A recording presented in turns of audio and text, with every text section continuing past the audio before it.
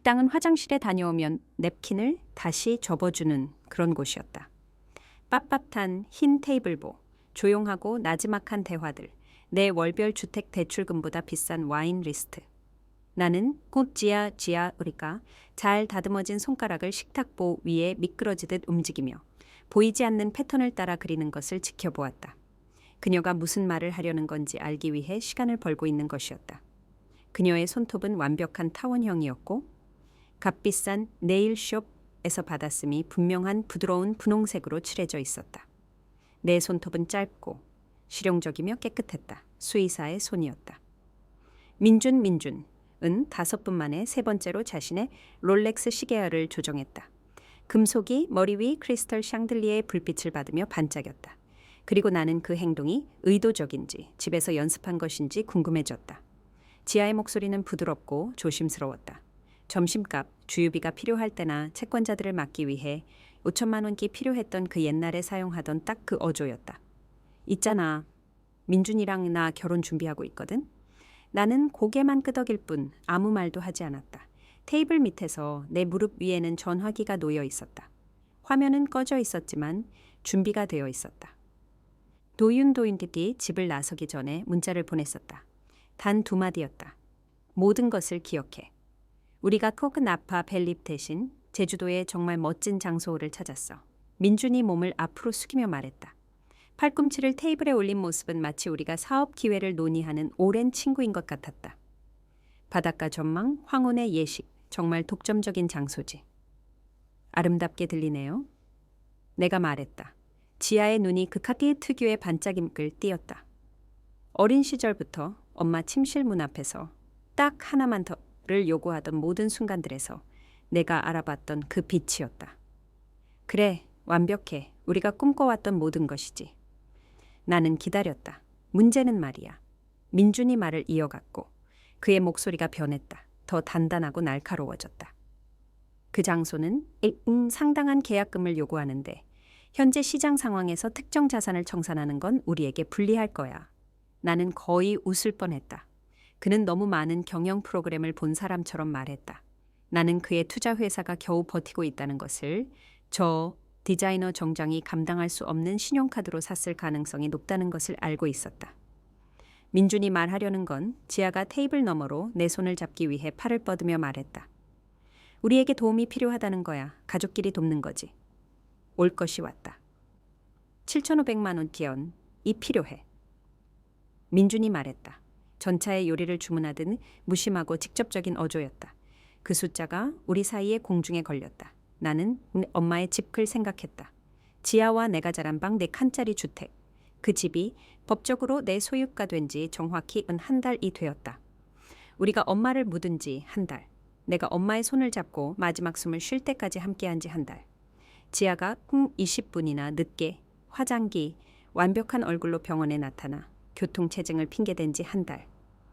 엄마의 집을 팔라는 건가요? 나는 조용히 말했다. 뭐 그렇지? 지아가 내 손을 꽉 잡았다. 그녀의 손바닥은 부드럽고 촉촉했다. 내 손은 그녀의 손에 비해 거칠게 느껴졌다. 선주. 너 혼자 집 전체를 갖게 됐잖아. 그 가치의 일부를 가족과 나누는 게 당연한 거 아니야? 당연하다. 나는 16살 때를 기억했다. 내 프롬 드레스가 옷장에 걸려 있었고 데이트 상대에게 줄 꽃다발이 냉장고에서 시들어가고 있었다. 지아는 4살이었고 열이 펄펄 끓고 있었다. 엄마는 2번째 직장에 나가 있었다. 나는 독감 핑계를 대고 데이트를 취소했다.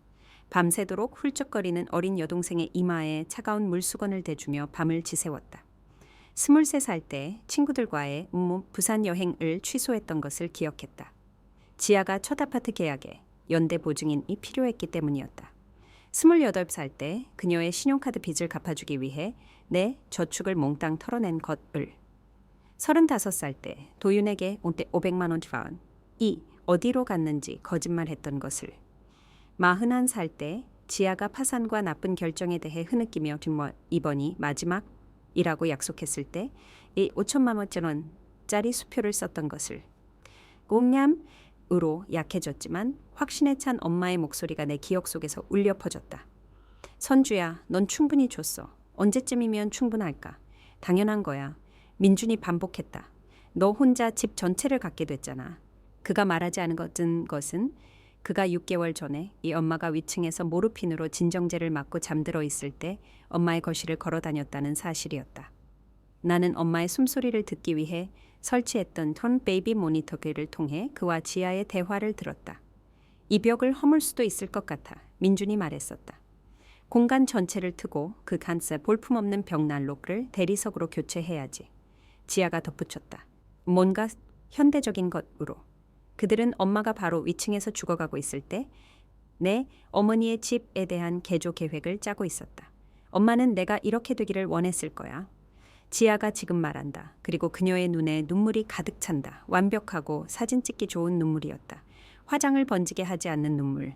엄마는 내가 행복한 모습을 보고 싶어 하셨을 거라고. 내 허벅지에 전화기가 울렸다. 도윤의 문자는 짧았다. 흔들리지 마. 1,500만 원을 제안할 수 있어요. 나는 말했다. 내 목소리는 침착하고 흔들림이 없었다. 결혼 선물로라고 덧붙였다. 민주는 실제로 웃었다. 짧고 날카로운 소리였다. 그건 꽃값도 안 돼. 지아의 얼굴이 아주 잠깐 변했다. 눈물이 사라졌다. 그리고 그녀가 자신을 다잡기 전 가면이 제자리를 찾기 전에 그녀의 눈에서 차가운 무언가가 번쩍였다. 선주야 제발 우린 가족이잖아. 1,500만 원 문컵대만 원. 나는 반복했다. 이게 내 건 마지막 제안이에요. 받든지 말든지. 침묵이 길게 이어졌다. 웨이터가 와인잔 쟁반을 들고 미끄러지듯 지나갔다. 옆 테이블에서 누군가 웃었다. 민준의 턱이 굳어졌다. 지아의 손가락이 식탁보 위에서 오므라들었다. 그 완벽한 손톱들이 흰 리넨을 발톱처럼 찍어 누르고 있었다. 넌 이기적이야. 그녀가 조용히 말했다. 내가 겪은 모든 일 후에, 엄마를 잃은 후에 나는 일어섰다. 재킷을 다듬고 내가 엄마보다 더 많이 키운, 계속해서 희생했던 내 어린 여동생을 내려다보았다. 받든지 브라큰 테크랄소일레듬. 나는 손대지 않은 물값으로 32,000원을 테이블 위에 남겨두고 오후 햇살 속으로 걸어나갔다. 전화기는 이미 내 손에 있었고 6개월 전에 엄마 집에서 민준과 지아의 대화를 녹음했던 녹취 파일이 재생될 준비가 되어 있었다. 도윤의 말이 옳았다. 모든 것을 기억할 시간이었다. 도윤은 수요일 밤에 그것을 찾아냈다. 나는 부엌 식탁에 앉아 차갑게 식은 차 머그잔을 앞에 두고 있었다. 엄마의 사진 앨범이 내 앞에 펼쳐져 있었다. 아기 때 지아, 7살 때 앞니 빠진 지아, 고등학교 졸업 가운을 입고 빛나던 지아의 사진들, 목이 아팠다. 언제부터? 내 여동생이 내가 알아보지 못하는 사람이 되었는지 그 순간을 계속 찾고 있었다. 선주야. 도윤의 목소리가 내 생각을 갈랐다. 그는 노트북을 들고 문간에 서 있었고 그의 회계사 표정을 짓고 있었다. 그것은 그가 숫자에서 뭔가 맞지 않는 것을 발견했다는 뜻이었다. 이것 좀 봐야 해. 그는 노트북을 테이블 위에 놓고 내 쪽으로 밀었다. 화면은 배경조사 보고서를 보여주고 있었다. 민준의 금융기록, 이 무자비한 세부사항으로 펼쳐져 있었다. 도박빚, 해외, 카지노에 5,300만 원, 빅다미라는 아무도 돈을 빚지고 싶어 하지 않을 것 같은 별명을 가진 누군가에게 또 다른 1,800만 원. 계속 스크롤 해봐, 도윤이 말했다. 실패한 암호화폐 투자, 문샷, 로켓 연료 같은 이름의 디지털 코인에 8,500만 원, 중 5만 원이 사라졌다. 빠른 부를 약속하고 파산을 안겨주는 종류의 투자였다. 그의 가족이 6개월 전에 그를 근데 손절했어. 도윤이 조용히 말했다. 법원 기록이 있었다. 그의 아버지는 그를 재정적으로 무능력자로 선언하겠다고 위협했다. 내 손이 떨리고 있었다. 나는 민준의 롤렉스, 그의 디자이너 정장, 마치 잔돈인 것처럼 7,500만 원 뒤 존보를 요구하던 그 무심한 태도를 생각했다. 모두 빌린 것, 모두 가짜였다. 더 있어. 도윤이 손을 뻗어 다른 탭을 클릭했다. 문자 메시지. 식당에서의 매복 2주 전에 지아와 민준 사이에 오간 전체 대화 내용이었다. 민준, 그 언니가 그냥 돈을 주지 않을 거야. 압박할 무언가가 필요해. 지아, 알아? 선주 언니. 죄책감이 통할 거야. 태어날 때부터 나를 돌봐줬잖아. 민준, 그럼 그걸 이용해. 가족의 의무, 돌아가신 엄마의 소원. 통하는 건 뭐든 써, 지야. 지야, 울어야지. 그건 항상 통하거든. 나는 2번 읽었다. 3번. 단어들은 변하지 않았다. 도윤의 손이 내 손을 덮었다. 미안해. 내 전화가 울렸다. 이모, 언 패트리샤. 엄마의 언니이자 장례식에 화려한 꽃꽂이를 보내고 엄마가 나를 얼마나 자랑스러워했는지 말해줬던 분이었다. 나는 전화를 받았다. 안녕하세요, 이모. 나한테 안녕하지 마. 그녀의 목소리는 날카롭고 차가웠다. 방금 지아랑 통화했어. 걔는 완전히 망연자실 했어. 무슨 일 때문에요? 너의 탐욕 때문에. 네가 모든 걸 혼자 가지려 하고 지아에게는 아무것도 주지 않아서. 엄마가 너를 부끄러워하실 거야. 그 말은 뒷뺨을 맞는 것 같았다. 나는 전화기를 더 꽉 잡았다. 그런 거 아니에요. 지아가 나한테 모든 걸 걷다 말했어. 네가 이제 엄마가 아플 때 어떻게 폰 조종했는지, 가족들로부터 엄마를 어떻게 푼 격리를 시켰는지, 유산의 그단 한 푼도 나누기를 거부하는 네가 어떤 사람인지. 전부 사실이 아니에요. 지아는 네 여동생이잖아, 선주야. 네 어린 여동생인데 너는 그녀를 낯선 사람 취급하고 있어. 이모의 목소리가 끊어졌다. 네가 이보다는 나은 사람인 줄 알았는데 그녀는 전화를 끊었다. 나는 전화기가 폭발할 것처럼 조심스럽게 내려놓았다. 도윤은 굳어진 턱으로 나를 지켜보고 있었다. 모든 사람에게 전화하고 다니고 있군요. 그렇죠? 내가 말했다. 아마도. 그는 잠시 멈췄다. 네, 카카오톡 확인해봐. 나는 그러고 싶지 않았다. 하지만 어쨌든 했다. 3명의 사촌이 나를 차단했다. 보통 레시피와 아기 사진을 공유하던 가족 단체 채팅방은 조용해졌다. 아니, 조용해진 게 아니었다. 뒤로 스크롤했다. 그들은 여전히 대화하고 있었다. 나를 제외하고 대화하고 있었다. 내가 거의 알지 못하는 제니퍼 박이라는 이름의 육촌이 모호한 상태 메시지를 올렸다. 비극 후에 사람들이 자신의 진정한 모습을 보여줄 때 슬프다. 가족이 먼저여야지. 좋아요 22개. 그녀에게 동의하는 댓글 16개. 우리 병원 카카오 스토리에 새로운 리뷰가 올라와 있었다. 별점 하나. 익명. 윌리엄스 박사는 동물들에게는 다정해 보이지만 자기 가족에게서 훔치는 사람 같습니다. 다른 일에는 또 어떤 짓을 할지 궁금하네요. 도윤이 내 어깨 너머로 그것을 읽고 내가 그에게서 거의 듣지 못하는 욕설을 내뱉었다. 그들이 나를 돕다 파괴하고 있어요. 내가 속삭였다. 그러려고 하는 거지. 그는 노트북을 닫았다. 문제는 우리가 어떻게 대처하느냐? 야, 나는 엄마의 병실을 생각했다. 지아가 2번 방문했고 각각 20분 정도 머물렀던 그 마지막 몇 주를 내가 엄마 침대 옆 의자에서 자고 고통 속에서 엄마의 손을 잡아주고 잠 못 이룰 때 책을 읽어줬던 때를. 호스피스 간호사 로사 선생님. 은 상세한 기록을 남겼었다. 나는 그녀의 친절한 눈과 부드러운 손을 기억했다. 따님은 정말 좋은 분이에요. 어머니는 그걸 아실 거예요. 우리가 모든 것을 문서화해요. 나는 천천히 말했다. 그들이 하는 모든 것, 그들이 말한 모든 것. 도윤이 고개를 끄덕였다. 이미 시작했어. 문자 메시지, 식당 만남, 민준의 금융 이력 모두 3곳에 백업해뒀지. 내 전화가 울렸다. 가족 변호사 장민정, 제넷 모리슨. 변호사의 음성 메시지였다. 스피커폰으로 설정했다. 선주 씨, 장민정입니다. 오늘 당신 여동생을 대리하는 변호사로부터 매우 흥미로운 편지를 받았습니다. 지아 씨가 유 원장에 이의를 제기하겠다고 협박하고 있습니다. 이것은 완전히 근거 없는 일임을 알려드립니다. 유 원장은 확고하며 당신의 어머니는 그것을 작성하실 때 완전히 온전한 정신이셨습니다. 이런 일을 전에도 본 적이 있습니다. 압박 전술입니다. 먹히게 두지 마세요. 내일 전화 주세요. 다음 단계를 논의합시다. 음성 메시지가 끝났다.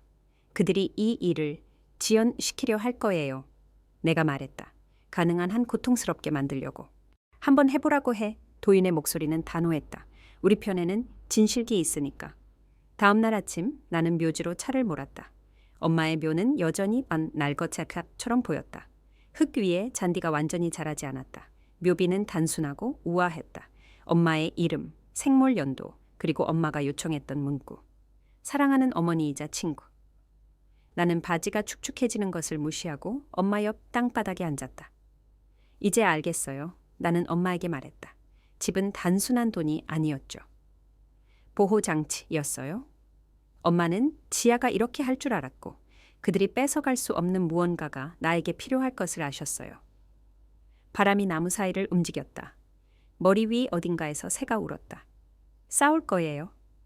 내가 말했다. 엄마가 저에게 남겨주신 것을 그들이 파괴하게 두지 않을 거예요. 내 전화가 울렸다. 장민정 변호사였다. 선주 씨, 직접 들으셨으면 해서요? 내가 전화를 받자 그녀가 말했다. 당신의 어머니는 돌아가시기 3개월 전에 저를 찾아오셨어요. 특히 지아 씨 때문에 걱정하셔서 유언장을 업데이트하셨습니다. 저에게 이렇게 말씀하셨습니다. 제 큰딸은 모든 것을 주었습니다. 제 막내딸은 모든 것을 가져갔습니다. 이제는 끝낼 때입니다. 나는 눈을 감았다. 엄마는 알고 계셨다. 물론 알고 계셨다. 고맙습니다. 겨우 말했다. 한 가지 더 있어요. 장 변호사가 말했다. 오늘 지아 씨와 민준 씨에게 혼 경고장을 보낼 겁니다. 이 명예훼손 캠페인을 계속하면 괴롭힘 소송을 제기할 근거가 충분합니다. 전화를 끊은 후 나는 묘지에 조금 더 머물렀다. 그런 다음 병원으로 차를 몰았고 그곳에는 내 파트너 아디 사라가 커피와 좀 매서운 표정으로 기다리고 있었다. 그 리뷰 봤어? 그녀가 말했다. 이미 허위 신고를 했고 다른 파트너들에게도 전화했어. 우리는 너를 지지하는 성명서 글을 발표할 거야. 그럴 필요 없어요. 필요해. 그녀가 커피를 건넸다. 너에게도 가족이 있어, 선주야. 진정으로 중요한 가족. 그날 저녁 3명의 친척이 전화했다. 어릴 때부터 나를 알던 사촌들이었다. 그들은 사과했다. 지아의 이야기가 생각할수록 앞뒤가 맞지 않았다고 말했다. 누가 엄마 곁에 진정으로 있었는지 기억한다고 했다. 하지만 그때 내 전화에서 또 다른 알림이 울렸다. 사촌 라헬의 아기 축하 파티 초대였다. 초대가 취소되었다. 지아가 올 예정이라 드라마를 원하지 않아. 미안해. 나는 메시지를 멍하니 바라보았다. 도윤이 나를 발견했다. 아무 말도 하지 않았다. 그냥 내 주위에 팔을 감고 내가 마침내 울음을 터뜨리는 동안 나를 안아주었다. 사흘 후 전화 속 지아의 목소리가 이번에는 달랐다. 더 부드럽고 무너진 목소리였다. 선주 언니, 정말 미안해. 그녀는 울고 있었다. 식당에서 보여준 전 연습된 눈물이 아닌 진짜 울음이었다. 결혼 때문에, 돈 때문에, 모든 것 때문에 너무 스트레스 받았어. 끔찍한 말들을 했지. 나는 부엌에 서서 전화기를 귀에 대고 도윤이 식기세척기에 접시를 넣는 것을 지켜보았다. 그가 고개를 들었고 나는 그의 눈에서 경고를 읽을 수 있었다. 그냥 바로 잡고 싶어. 지아가 말을 이었다. 우리 넷이서만 만날 수 있을까? 민준도 사과하고 싶어 해. 모두에게 맞는 해결책을 찾았어. 내 속이 조여왔다. 어떤 종류의 해결책? 그냥 저녁 먹으러 와, 제발. 가족처럼 이야기하자. 그녀는 잠시 멈췄다. 민준이 아는 스테이크 식당이 있어. 정말 좋은 곳이야. 내일 밤 7시에 우리 몫으로. 나는 거절해야 했다. 내 모든 본능이 위험이라고 외치고 있었지만 그때 그녀는 항상 통하는 그 말을 했다. 엄마도 우리가 적어도 시도하기를 원하실 거잖아. 그렇지? 전화를 끊은 후 도윤은 들고 있던 접시를 내려놓았다. 정말로 이걸 고려하는 거야? 진심인 것처럼 들렸어. 절박한 것처럼 들렸어. 그는 수건으로 손을 닦았다. 이건 함정이야, 선주야. 그렇다고 단정할 수 없잖아. 단정할 수 있어. 그는 전화를 꺼내 뭔가를 입력했다. 스테이크 식당 이름이 뭐야? 내가 그에게 말했다. 그가 읽고 있는 것을 스크롤하는 것을 지켜보았다. 일방 동의 녹음 허용주에 있어. 그가 말했다. 카운티 경계선 너머야. 그럼 보험을 가져가자. 그가 내 눈을 마주쳤다. 만약을 대비해 녹음으로 설정된 전화기. 그 생각에 내 가슴이 죄어왔다. 그건 잘못된 것 같아. 내 여동생이 내 유산을 훔치려 하는 건 잘못되지 않은 것 같니? 그는 전화기를 카운터에 놓았다. 필요하지 않다면 공유하지 않을 거야.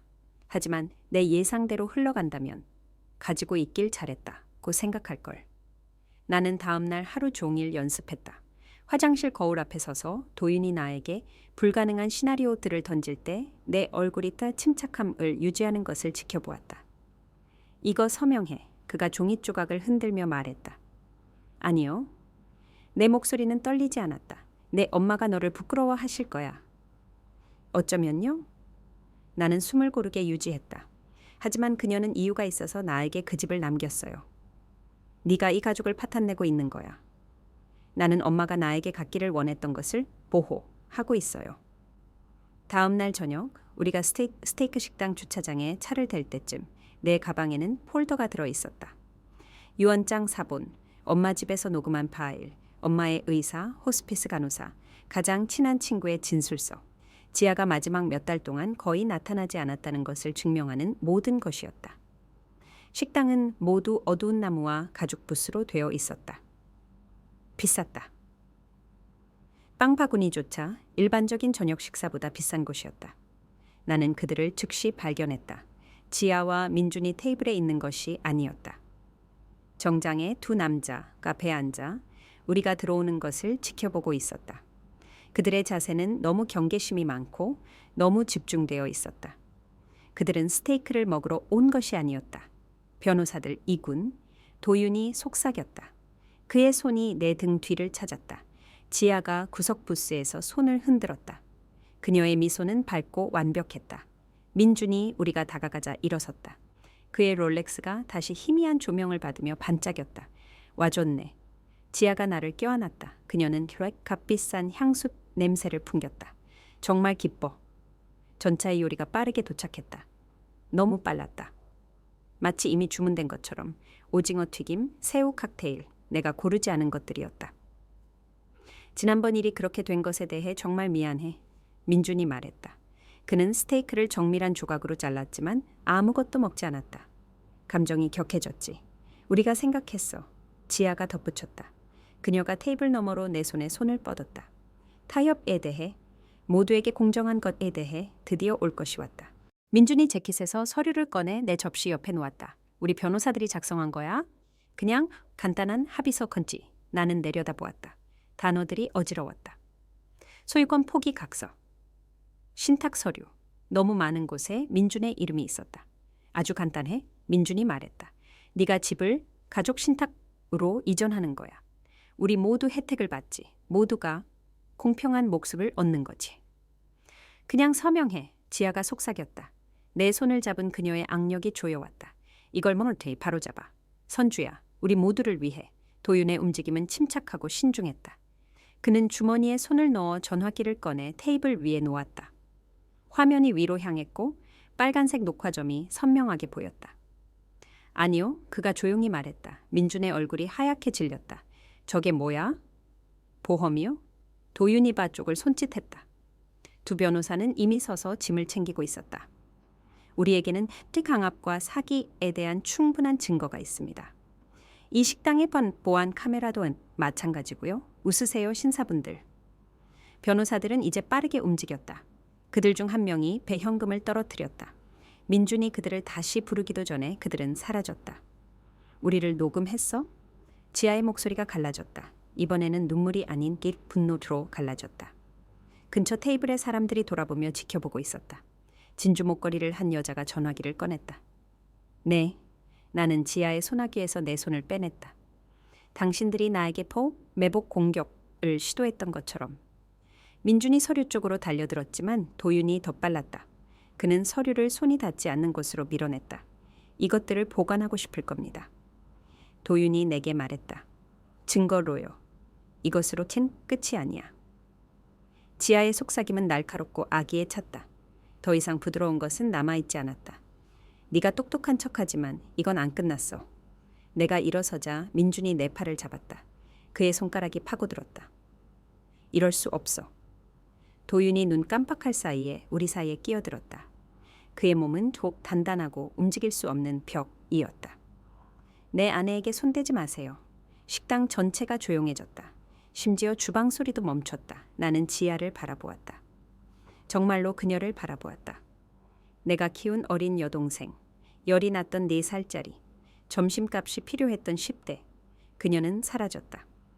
어쩌면 그녀는 단 한 번도 거기에 존재하지 않았을지도 모른다. 내가 키운 동생은 죽었어요? 나는 말했다. 내 목소리는 흔들림이 없었다.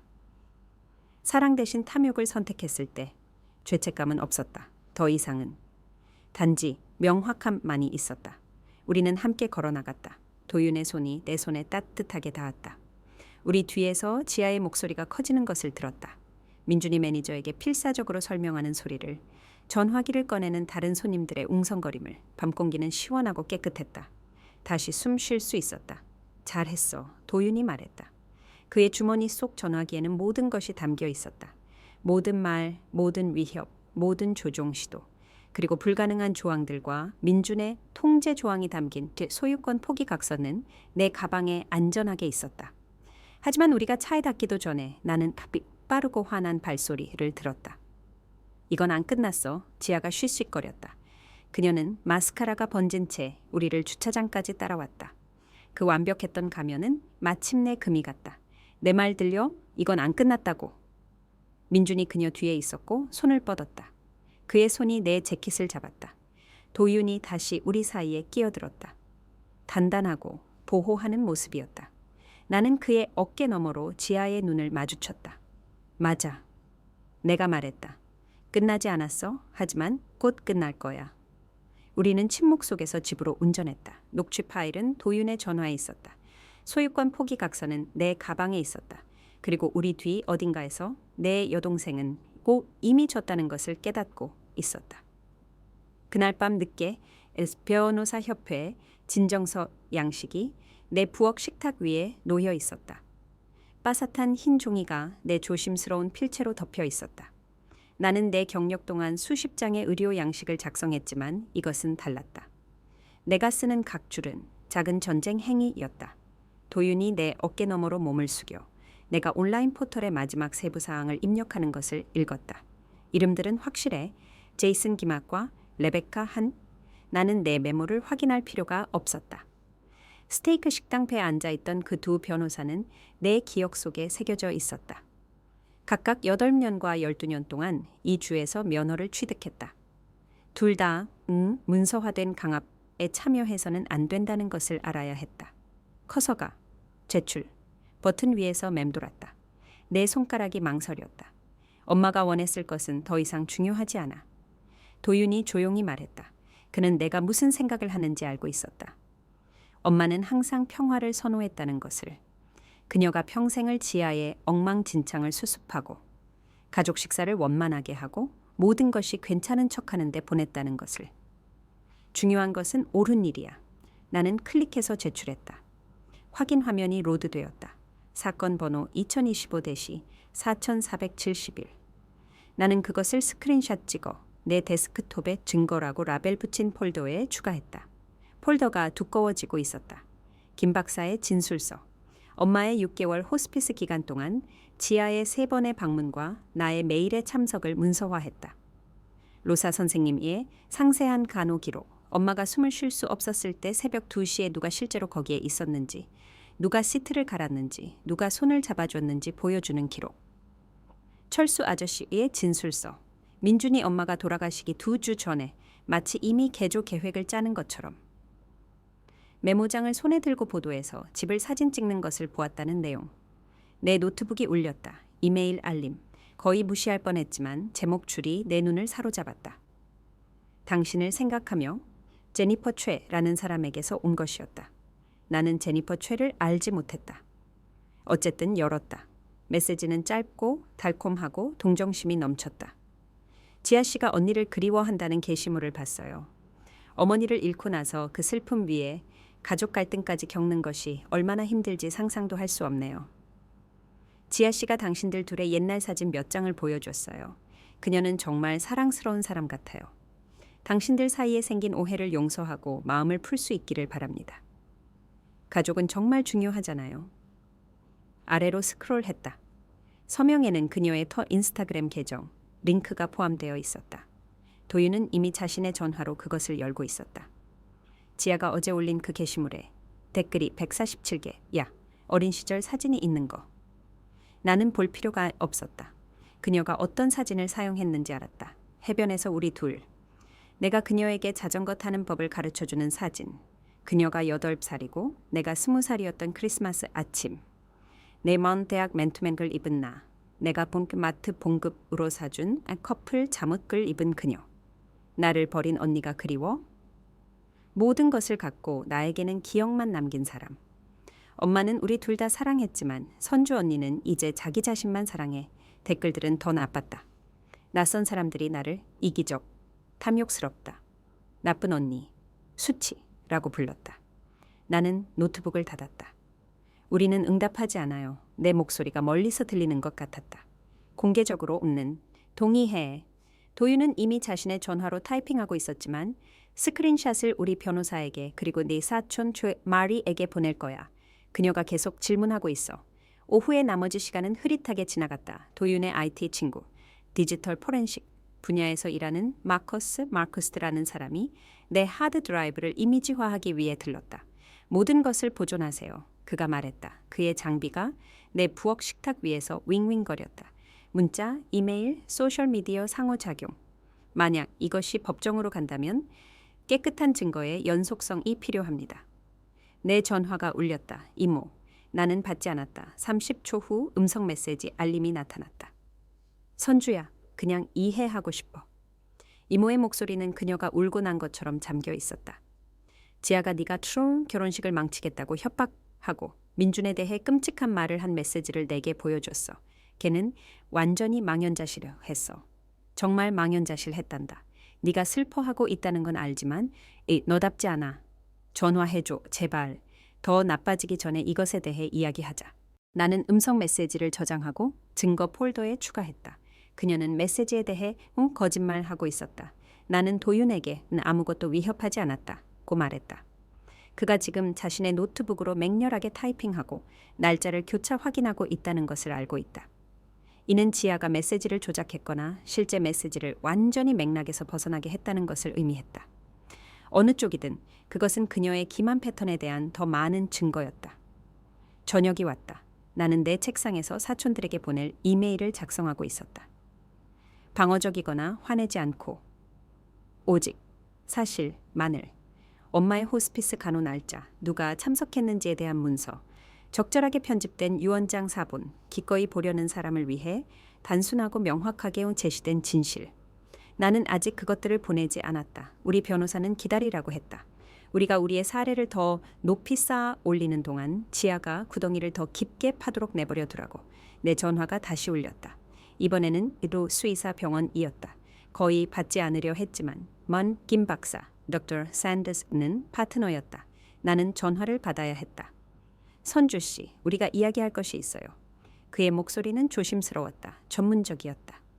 주위원회를 통해 익명의 불만을 접수했습니다. 당신이 직장에서 턴산만했고 환자를 위험에 빠뜨리는 업무 약물 오류를 범했다는 주장입니다. 내 속이 쿵 내려앉았다. 사실이 아니에요. 알아? 그의 목소리가 약간 부드러워졌다. 확인했어. 네 모든 차트는 완벽해. 모든 약물은 문서화되어 있고 정확해. 하지만 위원회는 어쨌든 조사해야 해. 절차야. 얼마나 걸릴까요? 2주, 어쩌면 3주. 여기서 네 업무에 영향을 미치진 않을 거야. 우리 모두 이게 근거 없다는 것을 알지만 내게 알려줘야 했어. 그가 전화를 끊은 후 나는 아주 조용히 앉아 있었다. 그들이 내 직업, 내 경력을 공격했다. 가족이나 유산, 엄마의 집과는 전혀 관계없는 내가 쌓아 올린 유일한 것이었다.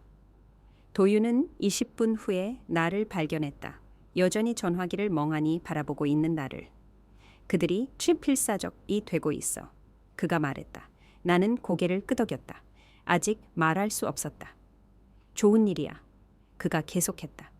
필사적인 사람들은 실수를 하고 우리는 그 모든 실수를 문서화하고 있어. 약혼 파티의 초대장은 여전히 내 냉장고에 붙어 있었다. 컨트리 클럽, 블랙타이 선택. 내 이름은 손님 명단에서 눈에 띄게 빠져 있었지만 우리는 둘 다 내가 그곳에 갈 것임을 알고 있었다. 나는 내 전화로 녹취 파일을 불러왔다. 민준의 목소리를 들었다. 그냥 서명해, 선주야. 지아의 다급한 속삭임. 그냥 서명의 선주야. 변호사들의 발소리. 약혼 파티가 다가오고 있었다. 그리고 나는 좀 준비가 되어 있었다. 약혼 파티 당일 컨트리클럽 주차장은 고급 차들로 가득했다. BMW, 벤츠, 아마도 내 연봉보다 비쌀 테슬라. 도윤이 입구 근처에 차를 세웠고 나는 높은 창문을 통해 엄샹들리의 불빛을 볼 수 있었다. 안에서는 지하의 약혼 파티가 한창이었다. 확실해? 도윤이 물었다. 나는 전화를 확인했다. 녹취 파일이 대기 중이었다. 준비됐어. 전화기는 내 지갑 안에 완전히 충전되어 있었다. 확실해. 우리는 함께 입구로 걸어갔다. 내 손은 떨리지 않았다. 그것이 나를 놀라게 했다. 떨릴 줄 알았는데. 우리가 닿기도 전에 들러리 한 명이 문을 막아섰다. 지하의 인스타그램 게시물에서 그녀를 알아봤다. 키가 크고 금발이며 내 주택대출금보다 비싼 드레스를 입고 있었다. 그녀의 미소는 얼음 같았다. 여기는 환영받지 못해요. 그녀가 말했다. 나는 모든 사람에게 진실을 보여주기 위해 왔어요. 내가 그녀에게 말했다. 그녀의 눈이 가늘어졌다. 그녀가 전화를 꺼냈고 나는 그녀가 민준에게 문자하고 있다는 것을 알았다. 몇 초 안에서 경비원이 나타났다. 남색 제복, 허리춤의 무정이. 그는 젊었고 아마도 25세쯤이었으며 불편해 보였다. 손님, 나가 주셔야겠습니다. 그가 말했다. 그때 컨트리클럽 매니저가 도착했다. 나이가 많고 은발이며 권위를 풍기는 정장을 입고 있었다. 이것은 개인 행사입니다. 당장 떠나지 않으시면 무단 침입으로 경찰을 부를 겁니다.